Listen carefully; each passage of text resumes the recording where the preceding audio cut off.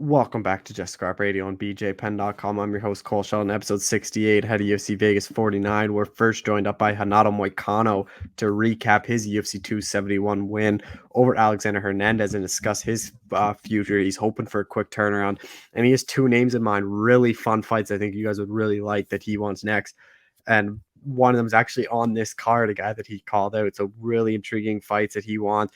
We talked about him not getting the bonus and how that was kind of disappointing, but how he just wanted those two checks, and that's all he's focused on is just making money because he knows the ranked opponents will come eventually.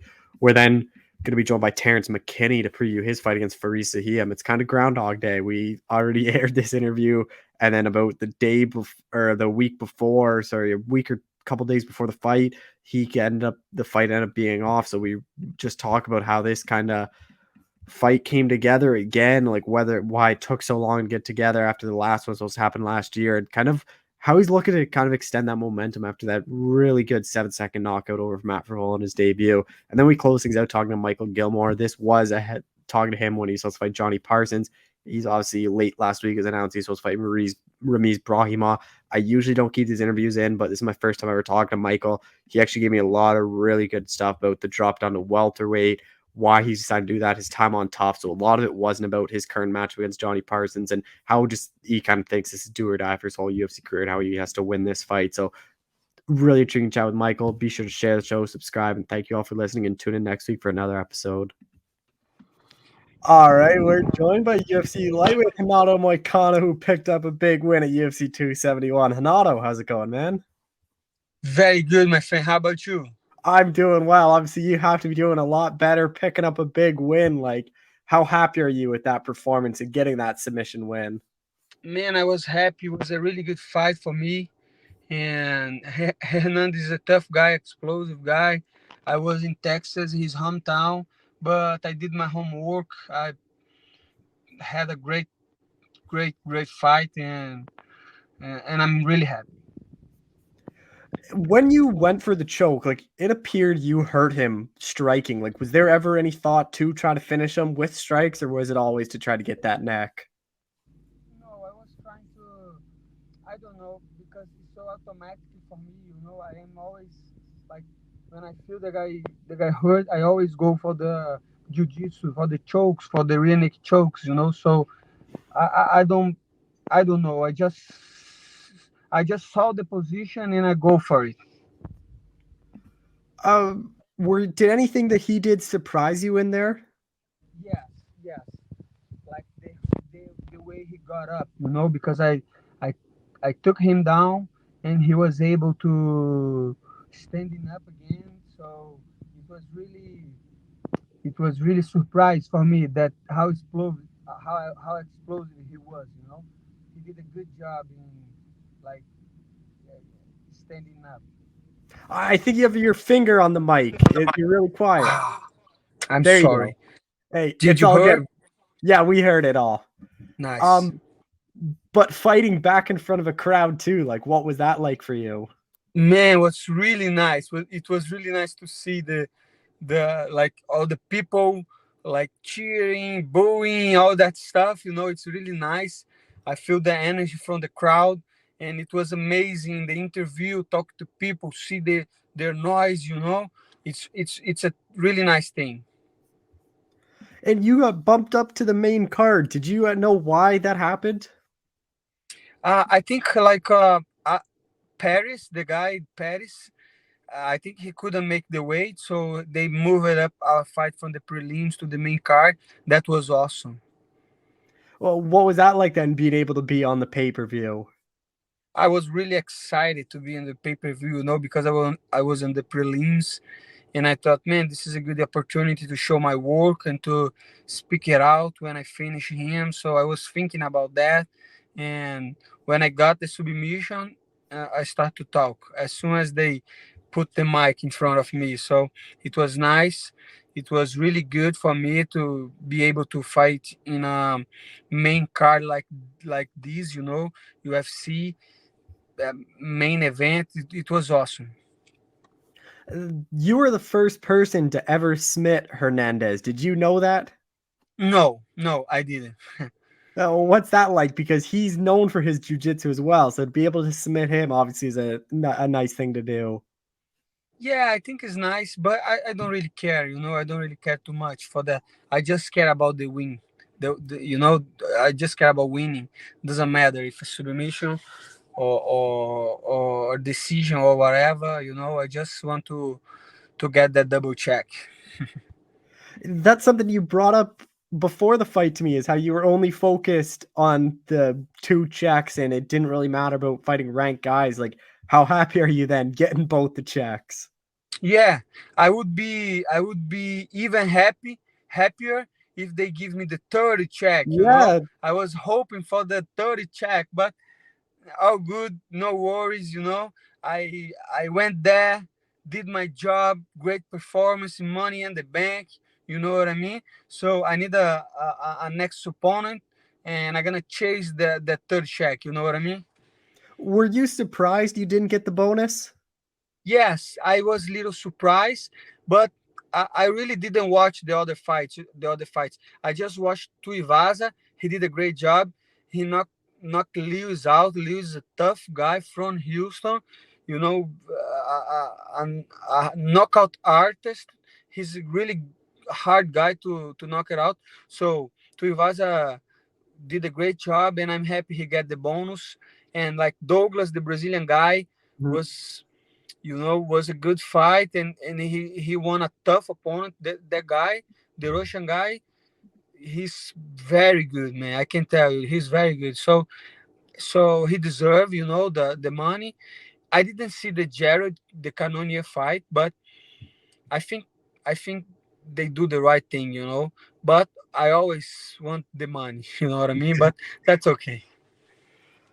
I know before, like you said, you only cared about the money and the rankings weren't a thought. That's kind of what you told me before the fight. But now that Yeah. you picked up this win, like, are you now hoping to get a ranked guy next? Yeah, I hope so. I hope so. I want, because like they say, if you have like if you are more if people know you better, you fight ranking guys, you're gonna get more money on next contract, or maybe you can have main events or have more people following you. So it's always good, but it's not something that I care too much. I care about getting a new opponent. Getting a fight soon, because I'm healthy, and I want to be able to fight at least 3 or 4 fights this year.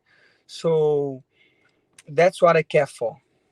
When is that ideal time frame for you to return? 2 or 3 months, I'm gonna be ready. I'm gonna take a little off, like 10 days to take care. Actually, today I was at the gym doing some strength and conditioning, but I mean, I'm gonna train a little bit, but not hard. And I'm gonna wait for the call. When they call me, when they offer me a fight, I'm gonna take, and we're gonna try to submit somebody again. Do you really have anyone in mind you want to fight, or is it just whoever the UFC offers you? Whoever's UFC offer, Bobby Green, we fought in the same day, and we have like guys like Riddell, a great guy, really good striker. But I want to put my name on the top, But up to the UFC, let's see what they have to bring to us. And I hope I fight soon. Those two fights would be really entertaining. You and Riddell and you and Bobby Green. Yes, I think so. Do you think your next fight could be a main event? Like you're a guy that's headlined before, and especially if you get that kind of right opponent, like it could be a main event. Yes, of course. And I heard people saying that Bobby Greens deserve a main event, because he's fighting for so long, and he fight like the very best, very good opponents, and he has a really good skill set, really good boxer, and people like him, So I think it's time for him to step up and get a main event, and I hope I can fight with him in this main event. I know we are not rankings, but rankings is bullshit. Let's get the real fight as a main event. It's gonna be a really good fight, boxer versus grappler, and let's see, like the old times. Let's see what happens. I agree with you though, because like you were ranked like top 5 at featherweight, like fought Korean Zombie Jose Aldo. And then when you move up to lightweight, you don't even get ranked or get a ranked opponent. Like that made no sense to me. Made no sense. Yeah, exactly, man. That's why I'm not worried about, uh, uh, but like if they offer me a main event, this is gonna be awesome, brother. And me and Bobby Green, we fought in the same night. We have good performances, and let's chase the check, man. The 30 check. Let's get the bonus fight of the night or performance. It doesn't matter, man. I just want to go over there, perform my best in the front of as many people as I can, put a lot of people, promote the fight, get a hype in the fight, and do my best. Are you hoping your next fight is back in front of fans though? Yes, 100%. I want, yeah, but I don't know what is gonna be. Maybe a fight night, but like to be in the front of the fans, it's awesome, man. I can tell it's different when you are in a situation like that. Apex is okay. It's nice to be over there because UFC take cares of everything, So the hotel, the transportation, like it's really close, and you have like the PI and all that stuff. But to be in a place like Houston, and go to the arena and see all that people, man, it's awesome. Go to a waiting like that, a lot of people, you make you ready to fight. You feel ready to fight. You feel ready to deliver. So I feel that's a good thing. And hopefully they can give you, or hopefully they can get back to Brazil by the end of the year. You could fight in Yeah, Brazil. man, that would be awesome. Imagine that fight in front of the fans in Brazil. Really good crowd. That would be amazing. Just a couple more things. You're now on a 2-fight winning streak, 2 stoppage wins. Like, are your manager really plan on reaching out to the UFC and like probably trying to re-up this contract or get more money for your next fight? Man, I just had I just signed a new contract Oh, before that fight, so I still have 3 fights to go, and I'm really happy with the UFC. You know, uh, I make that clear. I love UFC. Man, I don't have nothing to complain about. And after the fight, all that talk was about the bonus. I want the bonus. I want yeah. more. Even though I have like UFC is paying me good and I'm feeling good and I feel comfortable, I feel home. I want more, man. We are humans. We always want more. And Moicano wants that money. Yeah, I want more money. Everyone wants more money. You always want Everyone, more. yeah, let's just stop the bullshit. Everybody's want money, so let's do it. Put me to fight again. I want to get more money, and I want to get another bonus. That's why I'm talking. Just last thing, like, where do you kind of see yourself at the end of this year? Like, if you get that Green or Riddell fight and you win that, then you get one more. Like, you could be in that top 10 by the end of the year. Yeah, let's see. I'm not thinking about that. Like I say before, I'm all about the money. I'm here to collect checks. So let's go. Let's find a good fight. Let's find the right opponent, and let's go. Let's go. Well, Hanato, I appreciate the time. Thank you so much for doing this. Thank you so much, my brother. I appreciate everything. I can be here every day. You just text me. Thank you so Yeah. much. All right, we're joined by UFC lightweight Terrance McKinney, who's back in action here pretty soon. Terrance, how's it going, man? Good, brother. Obviously, you're supposed to fight in November. Your cornerman test positive. Like, how kind of disappointing was that? So close to the fight, and it gets pulled just like that. Yeah, that was probably the second smoothest weight cut I had, and that's probably the hardest I worked this camp. But I'm just gonna keep the intensity, just more time to prepare, more time to be sharp, and just really show the world something spectacular. So I'm excited for February 26th. Were you disappointed that you didn't get booked like before the end of the year was up? Yeah, cause I was trying to get Chris Curtis the action and with 6 finishes, then so that dude's a beast, man. Congrats to him. He's a killer. And when the fight was called off, like, was the plan from the beginning to rebook this fight, or were there other offers for you? It didn't matter to me. I told him I'll take rematch or a new opponent. It doesn't matter. I like to fight, so I'll fight anyone anytime. How much does training camp change just because you have obviously added weeks to kind of re-study and re-go over this guy? Things are pretty much the same. I'm just making sure my cardio is there just in case I have to chase him for 3 rounds. But we're ready. We're ready for it all. Did you have to kind of take a few days or weeks off just because I know people talk about like getting burnt because you work so hard to peak at a certain date and now you have to kind of like reset everything, or did you just get right back into training? I did start keep the training going, but then once Christmas and stuff roll around, I took some time off.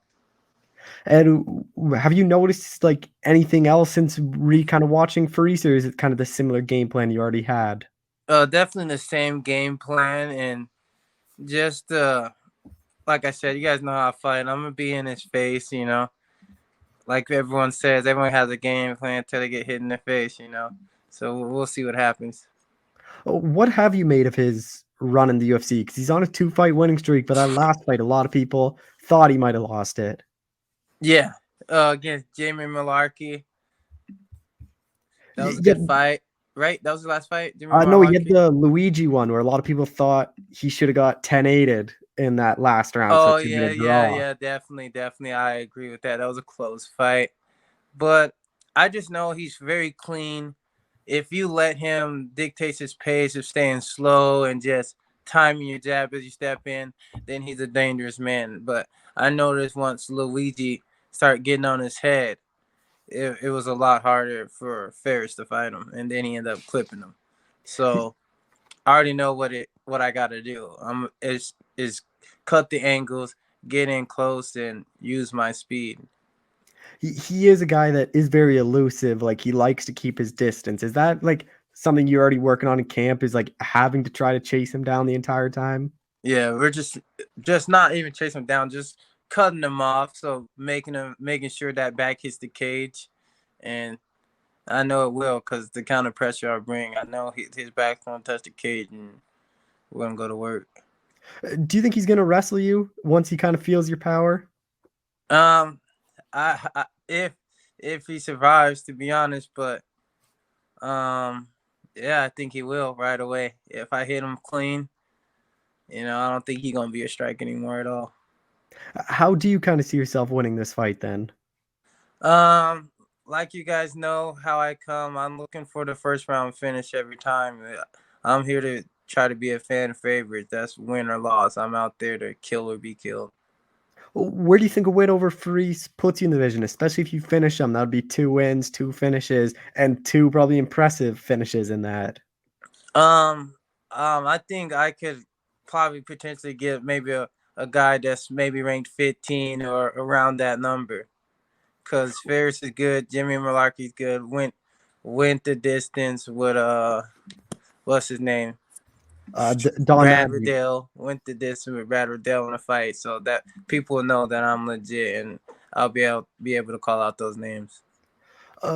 You're a guy that likes to be active, so you get your hand raised end of February. Like, are you hoping to get a like pretty quick turnaround? Yes, especially this time because I won't be celebrating jumping on the cage. So I'm trying to get right back in after it. So if everything goes as planned, Lord willing. How weird is it that your first UFC fight sold out crowd in Phoenix, and now you're just off to the apex? It seems like in front of like 100 people or so. I think this is a lot better for me because it just makes me a lot more calmer, and the calmer I am, the more clean I'll be. Like that's my goal every time, to be like the greats. And when they go out to fight, they're very calm. Their heart rate's low, and just they let the fight come to them. And that's what I'm looking to do. What has this kind of past year been like for you? Because professionally, like you couldn't have really gotten a better year. You got to the UFC, you also got that quick nugget. Like, what was 2021 like for you? It was awesome, man. I can't lie. Racking off those knockouts 4 in a row, man. But I just don't want to get caught up in that because I know my job's not done. Like I tell people, like I have a training camp all year. Like I'm training for the belt, so my camp never ends until I hold my goal. You shared your story too in that like UFC documentary thing. Like, how important was that for you to kind of get that out there? I think that's important to get that out there so fans have someone to relate to, so they're not feeling alone. know that it is possible to make a comeback, and your losses doesn't define you. It's how you get back up, and I just want to let them know it's possible. Trusting God, trusting your family, and never give up. Is it kind of surreal to look back on that and see like how far you've came from that moment and now you're in the UFC, like just kind of everything you've accomplished? Yeah, I teared up a couple of times thinking about it because it's just amazing what God has done in my life, and I'm forever grateful. Do you put a lot of pressure on yourself going into this one? Because you obviously had a lot of hype after your debut, and like people are kind of expecting that from you now, is to get those quick knockouts. Like I wrestled and stuff. I've been ranked number one in the nation. I've been having to deal with that kind of hype and stuff. But like I tell people, I don't care about that. If it goes 3-1, my job at the end of the day is to win. Like I got family to feed, so like half the check is just not in the game plan at all. So I don't care what I have to do by any means. I'm gonna get the victory. Do you think people underestimate your wrestling just because of your knockout power of late? Yeah, but that's good. I want people to forget I can wrestle, man, and that's second nature to me. It's just instinct. Once it hits the ground, that's just in my heart. So like people might see it soon, maybe even this next fight. Who knows? How important is that too? Like not even just the offensive wrestling, but your defensive wrestling and your takedown defense, so you can keep it standing if you want to. Exactly, which is huge, man. Because then I dictate how the fight goes. I dictate where it goes and how it should go, which is huge, man. That's pretty much putting me towards that place of being unstoppable, and that's the main goal, to show people that I'm the real GOAT, and I'm gonna keep working until that status is earned. Just a couple more things. What's kind of this perfect year like for you? You obviously had a really good 2021. What's the kind of perfect 2022 for you? Perfect 22 for me is going 4-0, being in top 10, getting ready for a top 5 person fight next year. Do you plan to really call anyone out, or do you just kind of leave your manager to get those fights for you? I'm definitely gonna be looking to call someone out if I get another spectacular finish this fight. Just last thing, you obviously fought Contender Series at 45, but you look so much better at lightweight. Like, how much better do you feel in there at 55 compared to when you fought at 45? I feel a lot better. Like when I was cutting for Contender Series, like there's a couple times I almost passed out. Like making 145 towards the end was just too much for me because I was in the middle of growing. So like 155 is a perfect fit. It's not too hard to make, and I just feel a lot better. Just like I recover better. I'm not getting as injured. So if I would tell anything, people is just try to avoid cutting weight as much as possible. Well, Terrance, I appreciate the time. Thanks so much for doing this. No problem, man. Appreciate you guys. Shout out to bjpen.com, baby.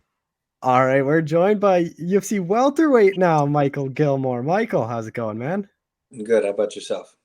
I'm doing well. That's the first thing I want to touch on is dropping down to welterweight. Obviously, you were middleweight on the show. You fought at welterweight and catchweights and stuff on the regional scene. Like, was this always the plan to go to 170?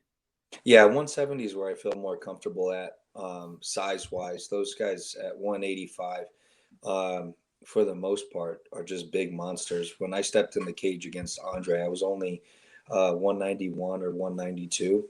So I didn't bulk up enough.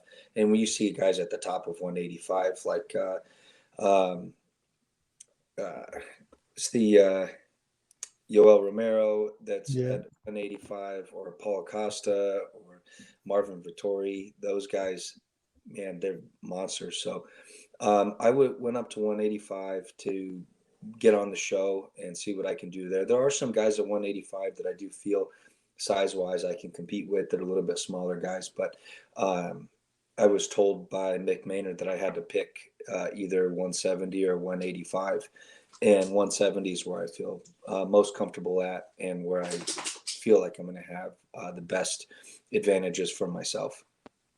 What has life been like for you since the show? Because a lot of people liked you on the show, and your story, are you like, you quit your job, you're ready to be just that alternate, even Dana White liked it. It's like, what has life kind of been since that show aired? And then obviously your debut. Um, it's been weird not having a 9 to 5 job. I guess it's been a lot of focus on training, which I'm grateful for. Um, to be able to do that at this point. The amount of people like yourself that have reached out to me and wanted to talk with me or hear my story, or just positive messages on social media. It's been really humbling. There's a lot of really cool people out there from all over the world. Recently, some kid in Korea just drew a fighter fan picture of me, and it's just crazy to me to think about that people all over the world watch this sport and can be a fan of yours. And so I think that's kind of what it's been like, is getting to experience how many cool people are out there. There's a lot of people that talk shit and stuff online.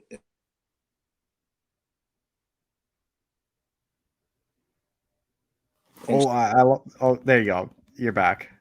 Gotcha. So yeah, that's kind of what it's been like, is a lot of training, and from the fan side of it, it's been really cool. And with the show, like, what do you take away from that? Because you got to work with like all those really good fighters, like the coaches on there. Like, imagine like your knowledge of the sport, knowledge of stuff you can do in the fight, like only grew a whole bunch. Yeah, I mean, and I was only there for like 2.5 weeks, so the amount that I was able to take away just in that time that I'm able to even bring back to my team. Brian Ortega had a coach come in, who's an expert just on breathing techniques, and he spent some time working with me. And there's a protocol that he gave me just on breathing. So even both in my strength and conditioning workouts and MMA workouts, I'm still utilizing those techniques that that he taught me to maximize the amount of good oxygen that I'm able to bring in, and pushing out. I believe it's the CO2. I'm not the expert there, but pushing out stuff that you're trying to get rid of when you're breathing so hard, and just those little things like that improve cardio so much. And it takes work and effort to do that, and consistency, but just little things like that I would have never gotten to experience or learn just on my own where I was at in my career. The people that Brian Ortega was able to bring in, was massive as far as opportunity goes. Are you kind of viewing this like as your official UFC debut? Like, it has nothing to do with the show. Like, you get to wear the like the Venom gear. It's not like the tough shorts. Uh, yeah. So I don't necessarily think of it as a debut, but I mean, I am excited to. Uh, it will be the first one that separates me from the show, and I'm in there just like everybody else with the Venom shorts and all that. And it does feel a little bit more like I'm not part of the show, and it's just going to be Micheal Gillmore, not Micheal Gillmore, the tough athlete. It's going to be Micheal Gillmore, the UFC fighter. Your fight on the like against Petrosky, like, what do you take away from that? Because you had some success in that fight. Yeah, man, Petrosky's a tough out for anybody on the 10-day notice, because of how good and strong his wrestling is, and the fact that he's relentless with it. It's just not one shot; it's two shots, and so trying to prepare for that was tough on 10 days. But the success that I had in the second round, and parts of the third round with my stand up, definitely gives me confidence if I was able to do that, up at 185.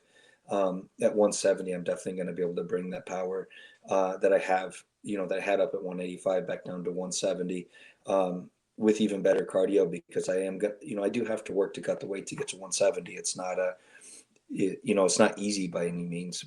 So the cardio that comes with the weight cut, and the strength I'm going to be able to bring down there is going to be huge. My upcoming opponent doesn't have anywhere near the wrestling type credentials that Andre has. So that's good. It's something I didn't have to prepare for, or don't have to prepare for him as much as you would with somebody like Andre. Andre's got a lifetime of wrestling. So just a few days, or even just a camp, trying to prepare for somebody who's got a lifetime of wrestling is incredibly difficult. To do. So the success I had on the stand up, I'm looking to be able to build off of that and really show what I have with my game with that respect.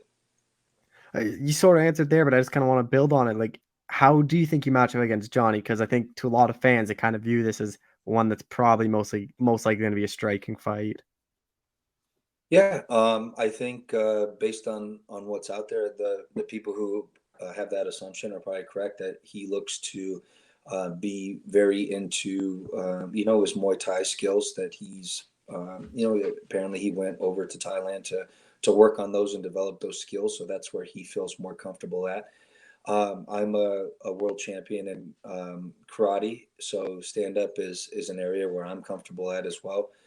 So I think that being, I think the vast majority of the fight is probably going to happen on the feet, and we'll see who's got the better skills that way. It's a fight, so there's a good chance it ends up on the ground. He likes some Thai sweeps and things like that could get things end up on the ground.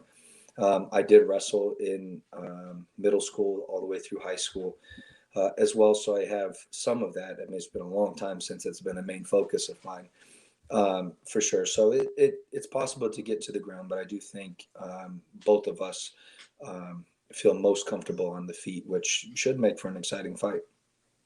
You already had power at 85, but like your power at 70, you think that's going to be like a big X factor for you?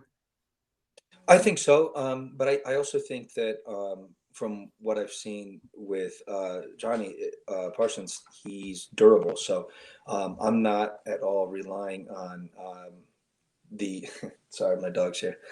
I'm not at all relying on the fact that I'm coming down from 185 and I'm going to have this Francis Ngannou type power on somebody. I know that I'm going to be able to hurt him with my hands, but I also know that he's durable. So it's not something I'm going in there and going to rely on. I know it's going to take a lot more than just power to beat him. Like, how do you kind of see yourself winning this fight then? I see that if it's a fight that remains on its feet, I do think a pretty dominant decisions in the realm of possibility. But I'm going out there looking for the finish, just like every fighter. Well, I see some areas in which I think I'll have some advantages for a finish. But again, he's proven durable. So a lot of fighters punch themselves out against fighters like him, and he, takes and weathers the storm and comes back. And I'm going to look to do everything I can do to prevent that. You get your hand raised here. Like, what are those emotions like picking up your first UFC win? Because it's been a lot of years for you to get here. Yeah, that's been my singular focus because, I came in late on the show, and just didn't have a good performance against Andre. I feel like I raised my stock and really showed people that I am a real fighter. I do have skills, but unfortunately I didn't get my hand raised. So, searching for that first UFC win, that's been the whole focus since, since fighting Andre, and not knowing when my next fight was going to come up, because I didn't know for a long time when my next opportunity was going to happen. So, but my focus has been just getting that win, because getting to the UFC is not, it wasn't the goal just to get there. That's just the start of a new goal.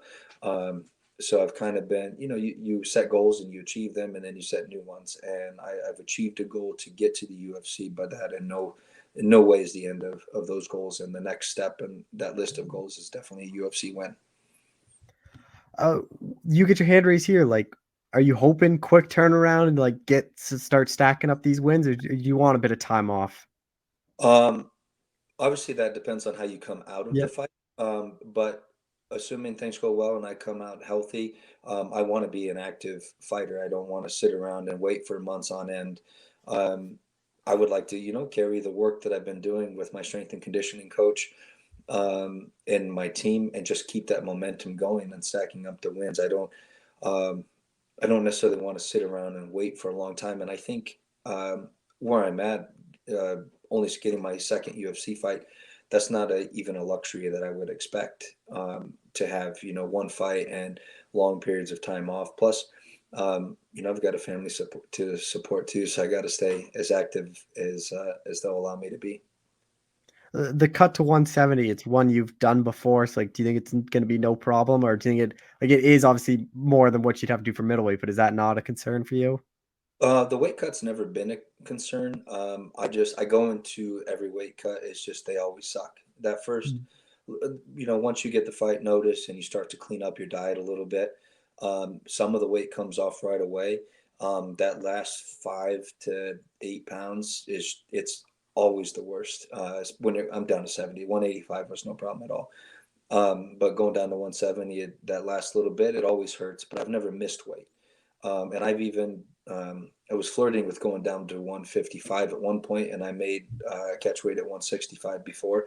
And so the weight cut, it's gonna hurt like it does everybody, but it's not gonna be a problem. I won't miss weight. That part's not a concern.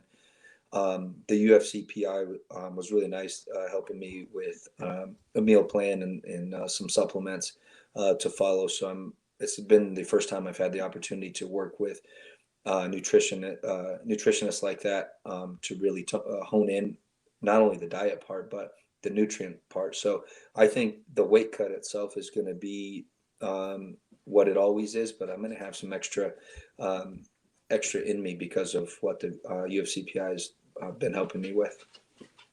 I've seen like on Instagram, you've done like you work with Joaquin Buckley a lot. Like, who are kind of the main guys you're working with for this camp? Yeah, when Joaquin fights the week before I Yeah. do, so he and I have been working together. Chaos Williams is part of our gym, working with him. Daquan Townsend, former UFC fighter, he's working his way back, but get a lot of work in with him as well. Some of the bigger guys there. Then we got some local fighters that are part of our gym that are working their way up. But those guys are a little bit of the smaller weights, so more technique wise, like Charles Johnson, that he just defended his LFA belt at flyweight in St. Louis this past weekend, and his next call has got to be the UFC. I mean, but he's somebody technique wise I get to work a lot with. He too spent a lot of time in Thailand.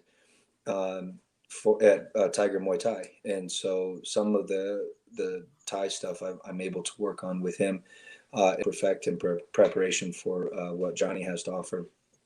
My strength and conditioning coach, Justin Hardig, he's fantastic. He's a former NFL player. He spent some time at Tiger Muay Thai himself, has some Thai fights. He's a heavyweight, so we don't like full on spar. But his knowledge, both in strength and conditioning and just being a professional athlete himself as well as a fighter, he's somebody that I work well with. He'll be in my corner in there helping me with the weight cut as well. So those are the well-known guys that I worked with out of my gym, and then we've got some real young guys coming up that I think is going to do some big things in the UFC. Just two more things for you. You actually fought Chaos Williams, I saw as amateurs, like in years ago, like, and you beat him. But what's it like now to train with him? Is that something you still kind of bug him about a bit, that you got that win over him? No, I mean, it was an amateur fight, so I think we both kind of know, what it was at that time. I beat him at that point in time because I was more of a cerebral fighter than he was. He just had the pure toughness. He split my chin open. I've got a big scar. Compliments of Chaos Williams. I haven't felt power like what he has, and now everybody's got to see it on display in the UFC. I was just fortunate enough to not have my chin up in the air for it to shut the lights out. But no, it's not anything that comes up with us personally. I mean, it obviously is pretty cool when people know about it and they're like, "Oh, you beat this guy." But what Chaos Williams is now is nothing like the guy that I fought. So we both evolved so much, and he's obviously carried his power through with him, but his IQ of the fight game of MMA in general has gone so much. So the guy that I fought is not even the same guy as what we all get the pleasure of watching now. Just last question for you. Like, what is kind of the goal for you this year? Like you mentioned you want to be active, but like professionally, what is the kind of the goal for you? The goal for me is to get back on a win streak. I was on a 3-fight win streak before I lost to Gilbert, so I consider it ending there, but it didn't technically end until Andres. But I want to get back on a win streak and start building my resume in with the UFC. I don't think there's any rush. A lot of people come in and say, be the next champion or whatever. I know that's a long road from where I'm at now. So I'm going to keep setting my goals. So the first one here is get that first UFC win. I'm not looking past Johnny. It's always going to be a tough guy to get past. But once I get that win, if another fight comes up at 170, relatively close in time, I'm going to be ready for it. And I want build another win. And the goal that I've set for after this first UFC win is obviously to get a contract extension with the UFC. Usually when you get into your second contract with them is when you start to you make a little bit more money where you can feel comfortable with you and your family, and what you're doing, and a little bit more time in between fights, is not so stressful once you get to that second contract. But I can't get to that or even consider that until I get, stack up a couple wins in a row to be able to negotiate or even talk about that. So that's my, I've got the goal of the UFC win and then the win streak, and then get to that second UFC contract, is kind of what I hope my 2022 career in the UFC will bring, starting 2023, maybe a new contract, or renegotiated contract where I get paid a little bit more and I'm on a win streak and I can start building from there. Well, Michael, I appreciate the time. Thank you so much for doing this. Thank you. I appreciate you and reaching out to me. It's again, it's always humbling when people want to take the time to talk to me. So thank you. I appreciate it.